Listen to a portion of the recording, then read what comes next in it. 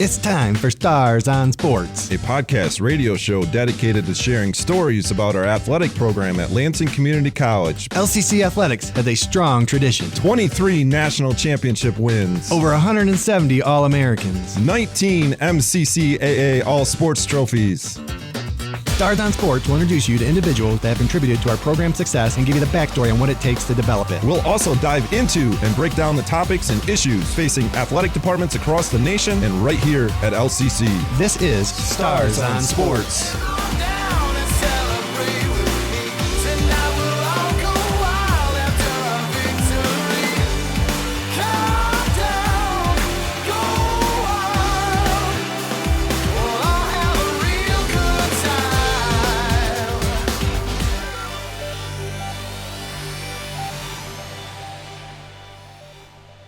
Hello, and welcome to another episode of Stars on Sports. I'm joined today by our Assistant Athletic Director, Stephen Cutter, our producer, Jereny Robinson. Hey. Getting confused there. The Dalian sat in this chair for a little bit. But anyway, gentlemen, for those out there listening live, we're going to do a poll on what we're going to talk about today. Just kidding. Today, gentlemen, we're going to be talking about ERO. That comes up a lot in our podcast. And opening up my email this morning, I get a daily email from Brian Kite, who is emailed Daily Discipline. So I'll give him a nice plug there because I get two good ones every day. That one, Daily Discipline, and another one on just motivation. The Kevin DeShazo or something. I'll have to look that up. We'll talk about him in the future. But anyway, Brian Kite and every Daily Discipline email with ERO, and I'm pretty sure ERO has come up on almost 90% of our part of life podcasts here. So it is a big part of life, and it's a big part of our lives, and a big part of our teams, and a big part of our programs. And other topics I thought about talking about was communication or core values. I'm in a leadership class right now that's kind of working me through core values, and I know your program has core values, but we'll touch on those another day. But ERO is a part of that. I mean, we are emphasizing that with our coaching staff, with our student athletes, our program. So today, though, in his email, when we talk about ERO in the past, it's been about the response. You can't control the event. You can control the response, and that will lead to the outcome. And we all want a positive outcome, even if it's the best event or the worst event. It's how you respond to it. Well, today's email took it a step further, and because when you talk about how to respond, we kind of just hit on respond positively. Make sure you have a good response. Well, today's was more have an intentional response, have a response that creates an outcome that you want even better. And it almost like takes it up another level because responding well is good. That will lead to a better outcome. But if you're able to respond with purpose or intent or create an outcome that can lead to even a better ending, you're going to be in a better place. And it goes back to, guys, we're going to be name dropping here, I guess, today. Who knows where this podcast ever goes, direction. But Brian Kane, who's a big one of one of your mentors, one of my favorite people to listen to, thanks to you. And one of the most profound things he said that I still think of, and I think of a batter every time when I think of this, is what did you want when something happened to you? What did you want to have happen?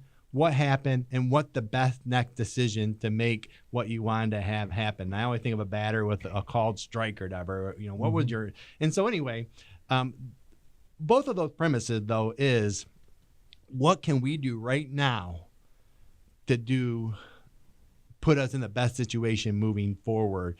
And, you and I, we talked about 10 minutes before this podcast even started about how important that is with our teams. And even sometimes, like even in communication, when we talk about communication, everyone's ready to just respond right away. And, I remember one president would always take 2 or 3 seconds whenever he was asked a question before he responded. And people gave him credit because he was thinking more instead of just jumping in to respond. So anyway, I just gave a long monologue, and I didn't get a chance to get initial feedback because you guys helped me direct where this podcast will be going. So I know you're big on ERO. So what do you think of that R in there? quite a bit of perspective, and I can date back to like this morning. Our baseball team was in the weight room this morning, and I went in there to get a few videos and check on them, see how they're doing, and talk to our strength and conditioning coach and things like that. And as I was walking around, I started talking to one of our players, and he started telling me about how great he felt today. And I asked, what's the difference? And he says, I finally got some great sleep last night. And he goes, yesterday I really struggled. I didn't have enough sleep, and it really put me in a bad mood all day. And that's kind of where the E plus R equals O, that's where I wedged right back in and said, those are your feelings, and the event that happened was your lack of sleep, and you chose to respond with a negative attitude because you got the lack of sleep, which then ultimately affects your outcomes with people or what you're trying to do. So it is one of those things where it's easy to say E plus R equals O. It's much harder to practice it because it will come up in almost every minute, every hour of your life. And it really comes down to how much are you willing to accept the reality of the event and respond in a way that's going to serve you. So it's a very challenging thing, and it's something that not only people like Brian Kane or Brian Kite or people have been talking about this for a long time, and I think they're still constantly talking about it because it comes up in everyday life. And we get to choose if that car cuts us off on the on-ramp or on the highway, or we get to choose right at that moment how we're going to respond. And they don't get to choose how we're going to respond. We get to choose how we're going to respond. Well, now we're going down a whole different pathway, but and we've talked about this before on our podcast too, even like lack of sleep or you're sick, or you failed your exam, or you're having a difficulty at home or in a relationship, can make it difficult to focus on your response. And again, it does impact everyday life and everyday decisions, not just sport decisions as we like to talk about on here, but every day, how when we leave this podcast, how do we respond to what's next in our thing? But how to do you teach your kids, like do you bring up ERO or like that? Even like I always tell my kids, like, even when you're not feeling your best, give your best. And it might not be the same as the day before when you were, like, to your kid, that not, he might, if he still gave his best yesterday, that's all he can do at 80% compared to now he's 100% today and the whole nother level. But the key is still, that response of giving your best. Because isn't it true we aren't, 100%? I mean, even though you're supposed, one of my, I'm not going to name drop anymore, but Greg Harden, who was the mental coach at the University of Michigan, talked about 100% of the time. And, is that realistic? So there's a lot of questions there. Good, because I don't have any more answers. So, yeah, I definitely feel like that when you're trying to teach this, one of the easier ways to go about it is not always be talking about E plus R equals O, but to start talking about feelings and that voice inside of your head. And everybody has that voice inside their head. That voice at times will be telling them that they're tired. That voice will be telling them that they can't do something, that they're not enough, that they're in a great spot. The voice will be all over the place. And so we really try to teach, like, that voice does not determine what you do. You determine what you do, not that voice. And so if you're not feeling like you're enough, that doesn't mean that you're not enough. If you're not feeling like you're feeling like you're tired, that doesn't mean that you can't still put in great effort. So we teach not to listen to your feelings. Feelings are just what they are, and to speak into existence what you want. And the more that you can talk to yourself versus listen to yourself, the more, plenty of studies have shown that the more success you're going to have just with getting out of bed, not hitting the snooze, the more things that are going to fall in line for you. Yeah. All right. So I wanted to, I'm kind of like, because you guys like the professionals. And I want to speak for the. Gonna have to edit that later. Nope, it's gonna stay in there because it's me giving roses, and I love giving roses. So, from speaking on the outside, like this is my first time hearing that. So, for the general public who may not know what that is, what is ERO? It's an equation, and there's a book out there. One of my favorite books, actually. Urban Meyer wrote it, but I actually think Brian Kite might have been. There was an author with it, and it's called Above the Line Behavior. It's called Above the Line, but it talked about behaviors that are above the line and below the line. And if you want to be successful, you need to be above the line, and the best way to be above the line is the equation ERO. I mean, I'm paraphrasing, generally summarizing the book, but again, it's everything starts with an event. Everything that's an event happens to you, and then how you respond will determine the outcome. The event doesn't determine the outcome. We all want to blame the event. Gonna happen. It's the same as the internal voice. The internal voice doesn't determine if you show up or not. If you're not feeling your best today, that you didn't get enough sleep, you determine that, not your internal voice. And so that event does not determine your response, and so you can kind of flip it a little bit, and you get to determine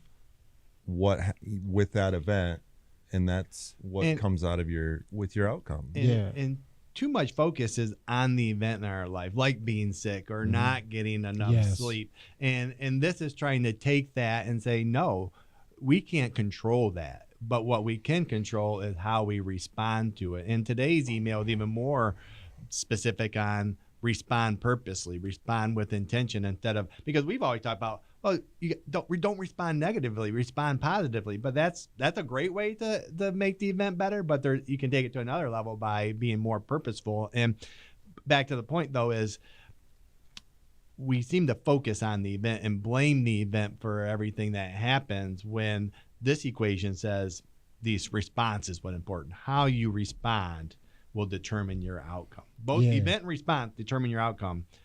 You can't control the event. You can control the response. Controlling the response will give you a better outcome. So we name dropping. So I literally just watched a video from a speaker called Myron Golden, and he was speaking about how to brainwash yourself to not procrastinate. And what he was talking about was the main thing was, as natural human beings, we only do what we want to do. So how do you trick yourself to want to do things? Instead of trying to force yourself to do something, how do you trick your mind to want to do it? So he said, you naturally going to, he said, belief is not just faith. He said, belief is two things. Either it's doubt or you believe it's going to happen. So it's like the negative, positive that y'all was talking about. So that's like the response. Either you're going to respond in a positive way or a negative way. And that response is going to go to your heart, which is going to generate an outcome, which is either I'm doing something or I'm not doing something. And that's a whole nother podcast. And you started to hit on it, and we could talk about the brain and belief. And I think, again, that's what you were getting to with how you teach ERO, is getting them to use their brain or work with their mind. Because we all know, I mean, again, one of my favorite things that we've learned is your mind, when you think you are spent, your mind is only really at 40% capacity. Which is crazy. You still have 60% to go. Yeah. And training your mind, as he talked about, talking to yourself instead of listening to yourself, are some of those ways to get that belief system, to get to your heart, to do that. So that all does lend to your response. And again, that's more back to the how do you work on the R in that equation. And those are the ways. And again, what's name drop? Ted Lasso, we got a belief sign up in our office finally, and how important that is though, in even believing that you can do it or not do it in all different circumstances. Everything's easy when it's rosy, not everything. And we talked about, well, what happens when you get hit in the mouth, and it's that belief system, it's that heart. And I'm you've done podcasts on resiliency and determination, and those are trained, those are taught. I mean, but the brain and the mind are huge in this, and it's important. And being smart too. I mean, I wanted to hit on a little bit, we were talking about before this podcast is, sometimes the response can be delayed. Sometimes the response can, we talk about delayed gratification and that. And then one of my mentors always taught me, sometimes people rush to you with problems, and sometimes take a step back and let them try and solve it for themselves, because they'll grow and learn better if they do that, instead of you solving all their problems for you. So yeah, the response isn't just a quick hitter or I got to respond right away. We all want instant response. But I also think it can lend to a more intentional and creative response if we do step back. Because you try and prepare for everything. Preparation is another huge thing in trying to work on a response. Procrastination is one of those things that's viewed as a pretty negative word for the most part. You think about procrastination and, people say, I procrastinate too much, and it's just pretty negative. But that being said, you talked about responding. There's so many events that happen in your life every single day. It doesn't matter what your profession is, what you do.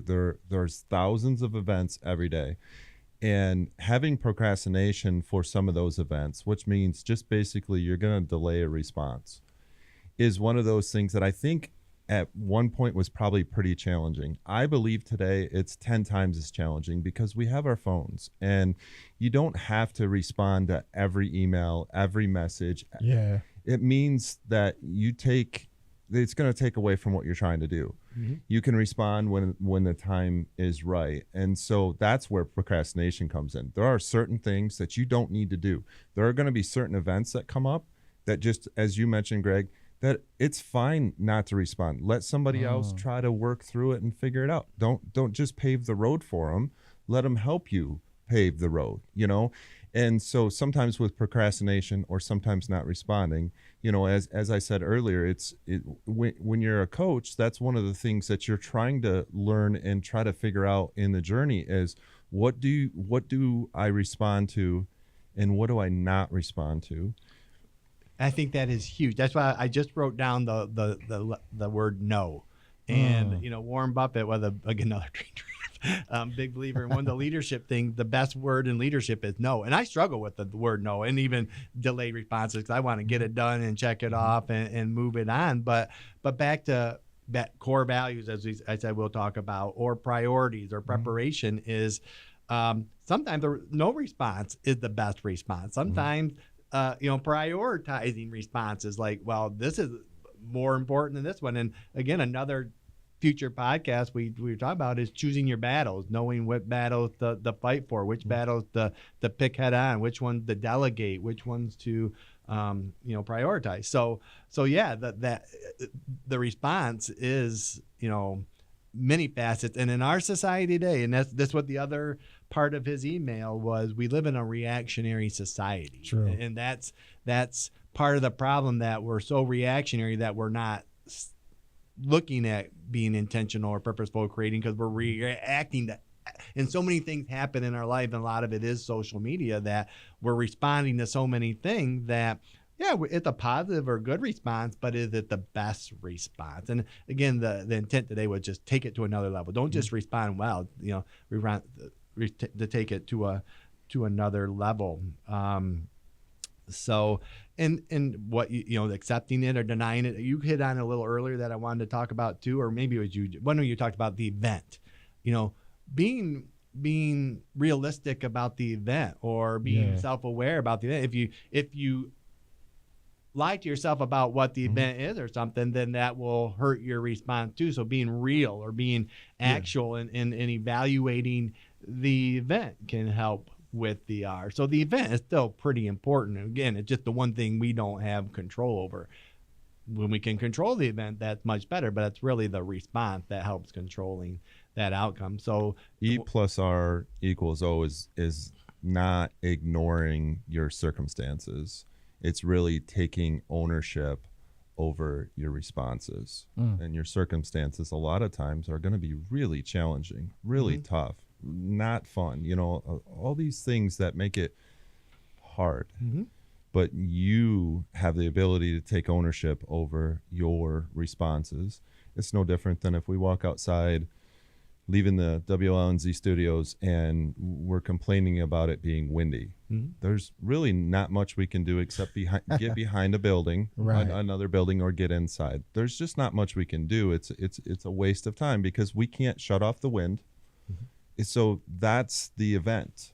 Yeah. And it's so just, you're not ignoring it. You're just saying, okay, I'm going to control the response of that. Yeah. So and that's what it looks like. Ignore is not a bad thing. I'm learning this as a father. So my son, there's times where I tell him to do something and he get real mad. And I used to just respond, hey, you need to. But I learned to just, you know what, I'm going to let him be in his feelings. That he'll come to me. I'm sorry, Dad. I didn't say anything to him. And I think that's really huge. +1. Choosing your battle. Yeah, and what you were saying about worrying, like I heard a funny saying. He's like, someone who's 5'5", if he worries about being tall, it's not gonna make him taller. It literally gets nothing done. Yeah, and you can't control.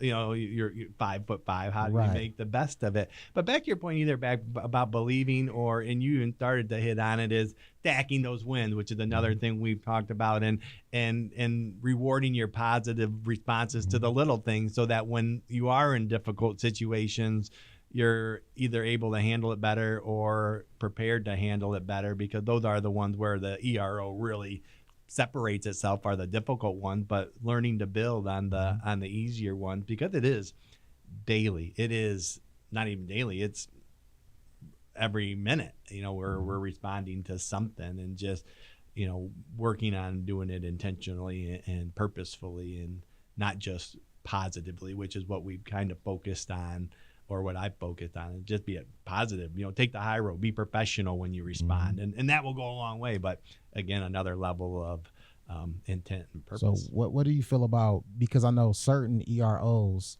you're going to be really good at, like you got good practice in that, but for the ones that you don't have to practice in and you have to get better at, how do you encourage people to say, it's going to get better the more you work at that? Experience helps with that.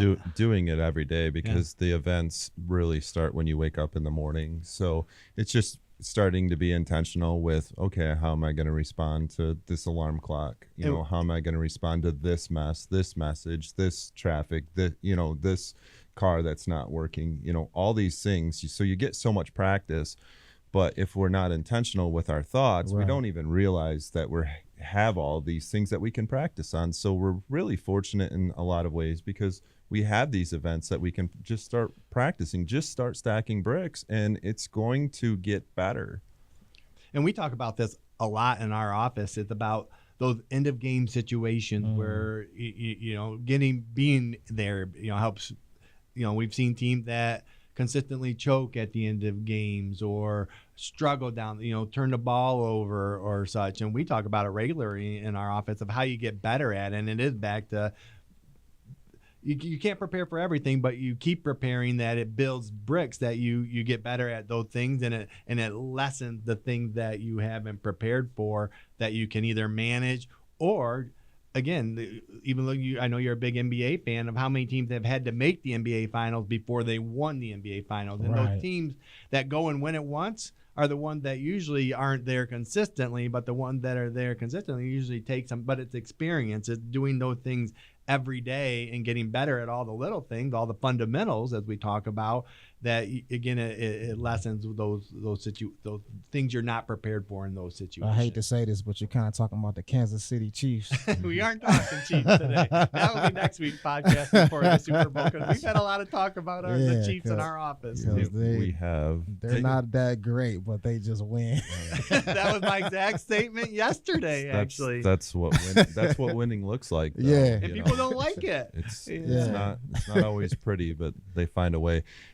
Most importantly, I think it's take advantage of your experiences. That's how you gain experience. Take advantage of them, because they're there. You just take advantage of them. Learning. I mean, that was another part of this, is learn. I mean, make those responses learning experiences. So instead of not just, again, being reactionary, reflect, build, learn from those, and that takes time too. So we could talk all day about this. This was exciting, and maybe we'll keep diving in. We can do 2-3 part series on this podcast. Go vote in the poll. Just kidding. So let's end with our question, gentlemen. I've been coming up with a lot of food ones lately. Like anytime I eat a food, I'm thinking, hey, how can I ask this question on our podcast? So we talked a little bit about this before, but if it's not one, we'll go on to another one. But do you guys like Doritos? Yes. Do you like Yeah. Doritos or potato chips? Is the first question. I feel terrible answering that. Why? Because it's So not It's healthy. the health, Yeah, I man. feel guilty when I get Okay. them, but I love the nacho cheese Doritos. So Okay. I would try to, hey, make sure my wife keeps them out of the house because Okay. otherwise they'll end up in my lunch. And, Uh-huh. I love them. Okay. They're incredible. They're So, addicting. yeah. I've learned. Okay, I'll talk about that in a second. What about you? Chips or Doritos? So making me choose is not fair. I hear you. I'll get to Because that. growing up in Detroit, Better Made was everything. Mhm. But my wife makes this Yeah. nachos with the sweet chili Doritos, and those are so good. Well, that's the thing. Doritos have come out with so many flavors now, and I think my kids like the sweet chili. And the reason I bring it up, it's funny. I help my daughter with lunch in the morning, and we got these wavy potato chips, which I like, and we have Doritos. And I kind of like make her pick which one she likes today. And she'd been on a Doritos craze, and I prefer the nacho cheese myself. They're the best. The other kinds are okay, and there's like 4 or 5 flavors out there. But even for nachos, my wife made me nachos with Doritos the other night. It's hard to beat a good Dorito. And then, Coach, I think it's okay in moderation. I mean, you can't eat the whole bag in one setting, which I believe Doritos are addicting. Just because you like something, I think that sometimes that's a bad response. Really? Yeah. Man, I want to live life and have fun, but you're right. I get that. Yeah, you're true. I guess there are things out there. So, sweet and chili Doritos, Better Made potato chips. Yeah, barbecue Better Made. Ooh, now, see, that's a whole nother conversation. 'Cause I like barbecue, talk about potato chips, and then nacho cheese is simple for you too. Yeah. All right. Well, let's keep it short because we went long on the other stuff. So, good stuff as always, gentlemen. Great Until stuff. next time, go Stars.